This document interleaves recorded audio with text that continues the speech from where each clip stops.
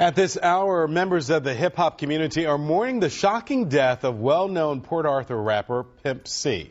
Pimp C, who was born Chad Butler, was one half of the rap group UGK and was found dead this morning in a hotel room in Los Angeles. It is news that has shocked and saddened Houston's hip-hop community. Pimp C, at the age of 33, was found dead in his hotel room. At 97.9 The Box, on-air personalities and fans are reflecting on the sudden death of Chad Pimp C Butler, better known as one half of the group UGK. We have new information about the funeral for a rap star from Port Arthur. Last night, we reported funeral services for Chad Butler, better known as Pimp C, will be held this Thursday at 11 a.m. at the Bob Bauer Civic Center in Port Arthur.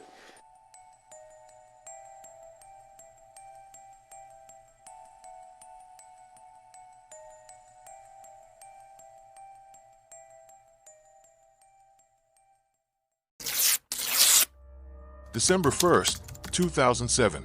The House of Blues on Sunset Strip was packed, the energy electric. Pimp C took the stage alongside Too Short, two legends of their respective regions coming together for one night.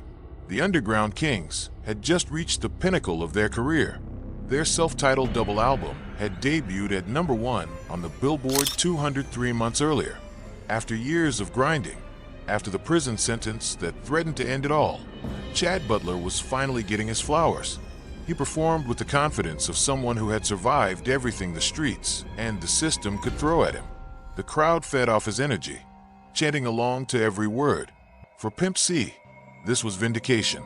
The boy from Port Arthur, Texas, who had started making beats in his bedroom, was now standing on one of the most famous stages in Los Angeles. But beneath the celebration, Chad was carrying something invisible. He had struggled with sleep apnea for years, a condition that caused him to stop breathing repeatedly during sleep. Most nights, he needed a CPAP machine to breathe properly. But on the road, away from home, those precautions often fell by the wayside. After the show, Chad checked into the Mondrian Hotel on Sunset Boulevard. The luxury hotel was a favorite among music industry professionals, a place where deals were made and celebrations continued long after the venues closed. He had checked in on November 28th, planning to work on new music while in Los Angeles. He was scheduled to fly back to Texas on December 4th. Chad Lamont Butler had been building toward this moment his entire life. Born in Crowley, Louisiana, but raised in Port Arthur, Texas, he came from a musical family. His father was a trumpet player who had performed with Solomon Burke. Growing up, the house was filled with jazz, blues, and soul. B.B. King, Ray Charles, Jimmy Smith, Marvin Gaye. These were the sounds that shaped him before he ever touched a microphone. His childhood wasn't easy. Born prematurely with numerous health issues, including a birth defect that required braces, he had pneumonia at least 9 times as a child. His eyesight was poor, and he nearly went blind from a severe case of pink eye.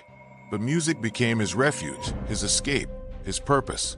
In 1987, while still in high school, Chad formed Underground Kings with Bernard Freeman, who would become known as Bun B. They called themselves Underground Kings because their country rap style was so full of slang and southern twang, they thought it was inaccessible to outsiders. What they didn't realize was that they were creating the blueprint for an entire generation of southern hip-hop. The year 2000 became UGK's breakthrough. Their appearance on Jay-Z's Big Pimpin' introduced them to a mainstream audience that had no idea the South had been building its own empire. The song peaked at number 18 on the Billboard Hot 100, and suddenly, UGK wasn't just respected in Texas. They were recognized nationwide. But success brought new problems. In 2002, Chad was sentenced to 8 years in prison for aggravated assault. He had brandished a gun during an argument with a woman at a mall, then fell behind on required community service. What should have been a manageable situation spiraled into years behind bars. The hip-hop community didn't forget him. Free Pimp C became a rallying cry. T-shirts, baseball caps, shout-outs in songs, and at concerts. Artists across the South kept his name alive.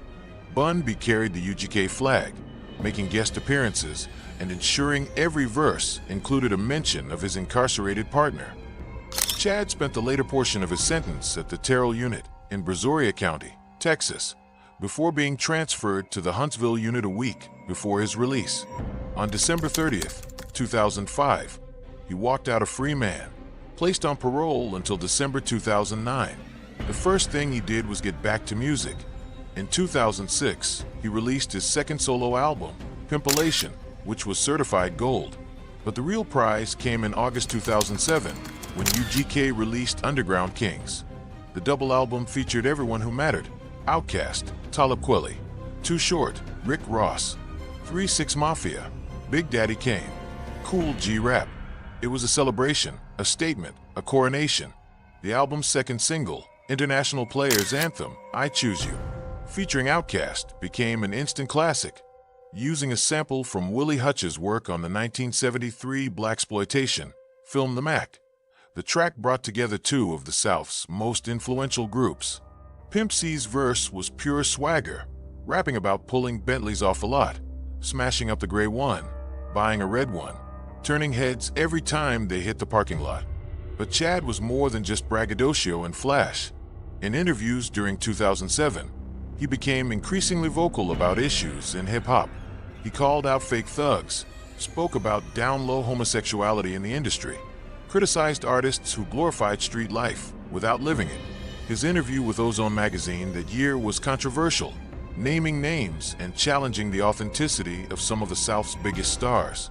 Some called him reckless, others called him real. But everyone knew one thing: Pimp C didn't bite his tongue for anyone. He believed in telling the truth, even when it made people uncomfortable, even when it created enemies. Something else Chad was known for, something that would ultimately define his final hours. In 2000, he had appeared on 3 6 Mafia's track Sippin' on Some Syrup. The song was an ode to promethazine with codeine, prescription cough syrup that had become a recreational drug throughout the South. Mixed with soft drinks, it was called lean, scissor, purple jelly. In Houston, the drug was so prevalent the city had been nicknamed City of Syrup. DJ Screw had popularized the city's slowed down, hypnotic style of rap, and he had died of a heart attack in 2000 after a reported overdose of the same substance.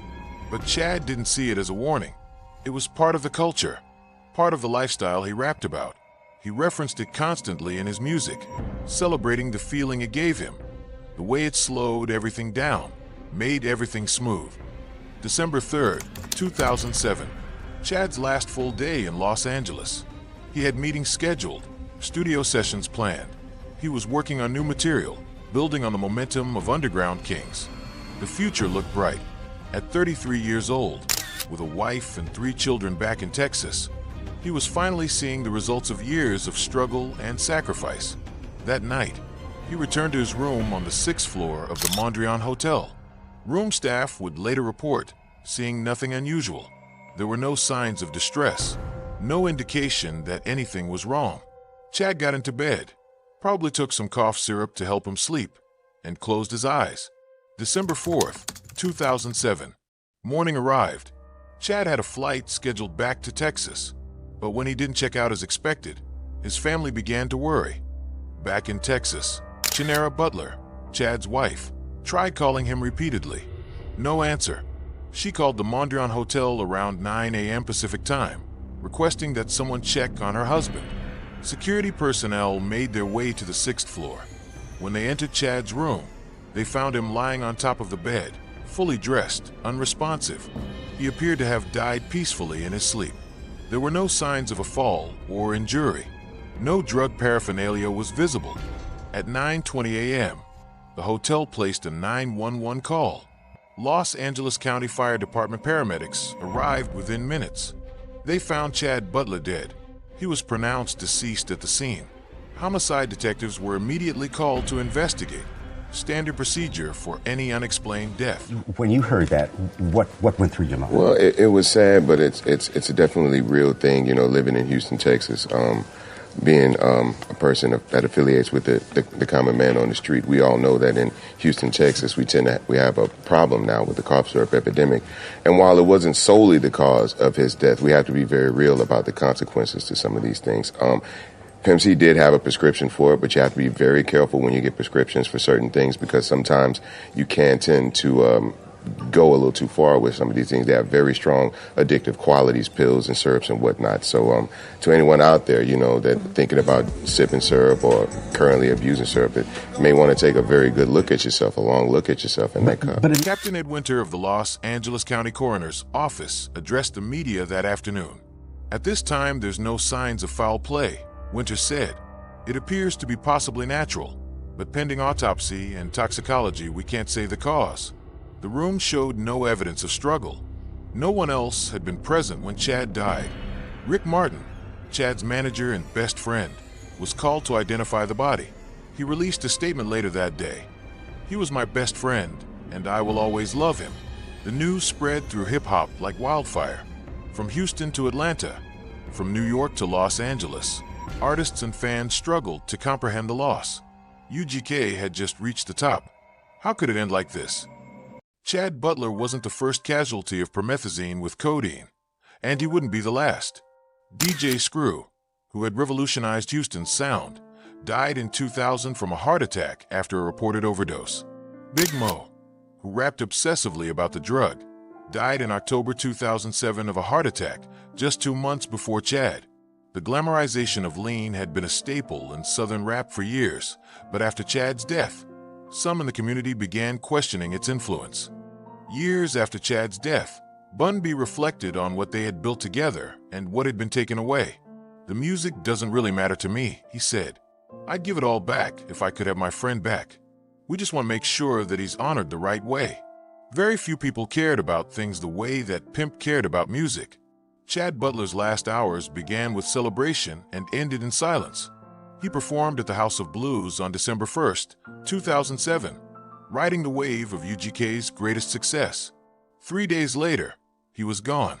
In between, he lived the life he had always rapped about, the life that had made him a legend and ultimately contributed to his death. He was 33 years old.